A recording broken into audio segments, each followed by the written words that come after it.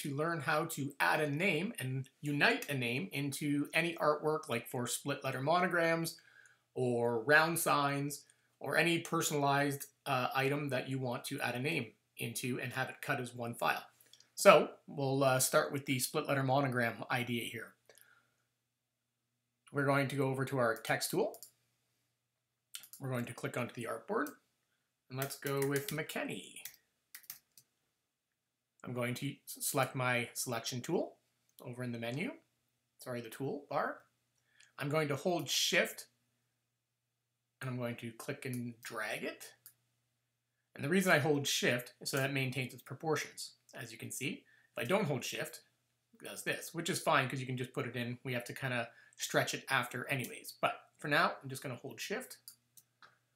Now, this part is very important because we want to weld it to this frame and this frame on the split letter monogram.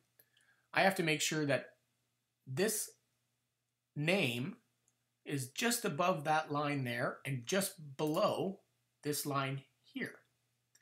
So I'll just go like that, and as you can see, if I zoom in here, I've got it going just over top of that line. Then I want to grab the selection tool, and this time I'm not going to hold Shift because I want to stretch it. And as you see, I go just below the line, but you see on the top here, it's kind of stretched it off of that. So I'm just going to bring this back up a bit, and there we go. So we are just above that line, just below that line. Perfect. So now we got to create outlines. So we're going to go to Type, and we're going to go Create Outlines. Then I want to select all. We go to Select, All. Then we're going to go to our Pathfinder tool. And if you can't find your Pathfinder tool, it's under Window here, Pathfinder. But I've already got it open here. So with everything selected, we're now just going to click Unite. Then I'm going to make sure that it's got a fill of none and a stroke of black. Because on the Glowforge, if you remember correctly, strokes, we can either score them or cut them.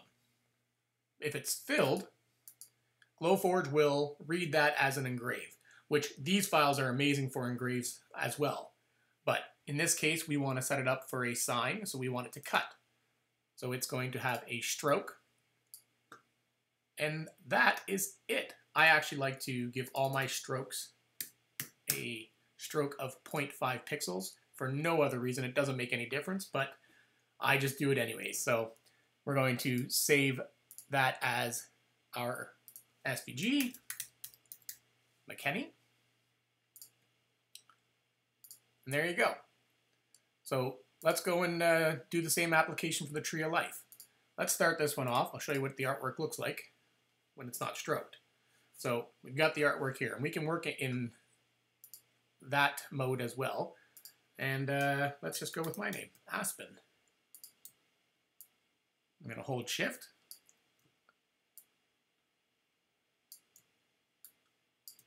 And let's do this one times bold. So with times bold, I actually don't like the serifs to show here. So that's a personal preference of mine. So I like to make sure that they're just above the line. You know, it's hard to work in when these are like that. I want to see my lines. There we go. So as you can see, I want it just above the line there. And then these serifs I want to bring just below the line. The top moved again. And there you go. So we will center that. And one way that we can center it is if I select all.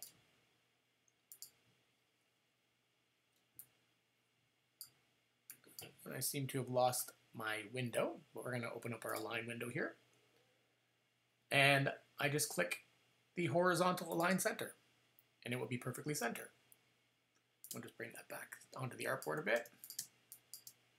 Now, if I hold Option, I can scale it this way, without changing it that it's centered. It goes from the axle of the center point. So the same with this way.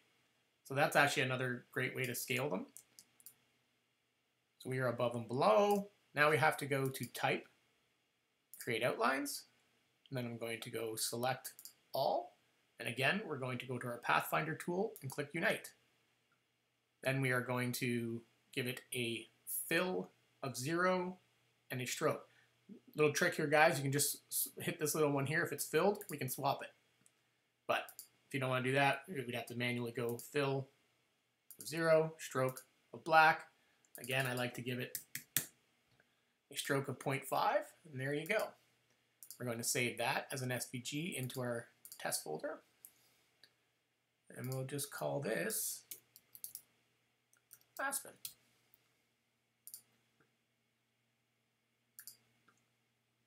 So let's go to our Glowforge app. And let's upload this test file. We'll go with our monogram first.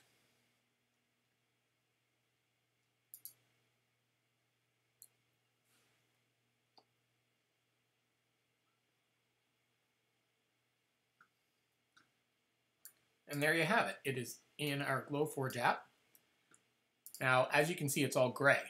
We have to scale it down a little bit. So I'm actually going to pick thick maple plywood. Now, one little thing that you may or may not know is if it's gray, it means it's off the artboard and it won't print completely. If it's red, it will print.